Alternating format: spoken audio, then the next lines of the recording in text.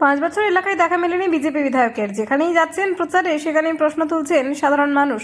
নির্বাচনী প্রচারে গিয়ে ফের বিতর্কে জড়ালেন দুর্গাপুর পশ্চিমের বিজেপি প্রার্থী লক্ষণ ঘরুই। দুর্গাপুরের বেনাচিতির পর এবার মায়াবাজারেও প্রচারে গিয়ে প্রশ্নের মুখে পড়েন বিজেপি প্রার্থী। মঙ্গলবার সকালে মায়াবাজার এলাকায় বিজেপি প্রার্থী লক্ষণ ঘরুই কর্মী সমর্থকদের সঙ্গে নিয়ে প্রচারে নামেন। সেই সময় এলাকায় উপস্থিত কিছু মানুষ তাকে প্রশ্ন করেন 5 বছর কোথায় ছিলেন। পাশাপাশি জানতে চান তাদের যখন ঘর ভাঙা হচ্ছিল তখন তিনি তাদের পাশে এসে দাঁড়াননি কেন। উত্তর দিতে না পেরে বিজেপি সমর্থকরা জয় শ্রীরাম স্লোগান তোলেন। স্থানীয়দের অভিযোগ, গত 5 বছর এলাকায় দেখা যায়নি বিধায়ককে। এমনকি রাষ্ট্রায়ত্ত দামোদর ভ্যালি কর্পোরেশনের বস্তি উচ্ছেদের সময় তাকে পাশে পাওয়া যায়নি। তাই এখন ভোট চাইতে আসা নিয়ে প্রশ্ন তোলেন তারা। এই ঘটনাকে কেন্দ্র করে বিজেপি কর্মী সমর্থকদের সঙ্গে এলাকাবাসীদের বচসা বাঁধে। মুহূর্তে উত্তেজনা ছড়িয়ে পড়ে এলাকায়। পরিস্থিতি উত্তপ্ত হয়ে উঠলে শেষ পর্যন্ত এলাকা ছেড়ে চলে যান বিজেপি প্রার্থী এবং তার সঙ্গীরা। কোথায় ছিলেন?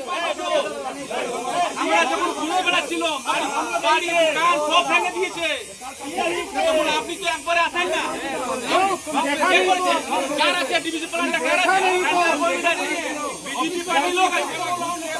রাজনীতি কোনো আপনাকে বলবো আপনি বিধায়ক, আপনি পশ্চিমের বিধায়ক, আপনি পশ্চিমের বিধায়ক।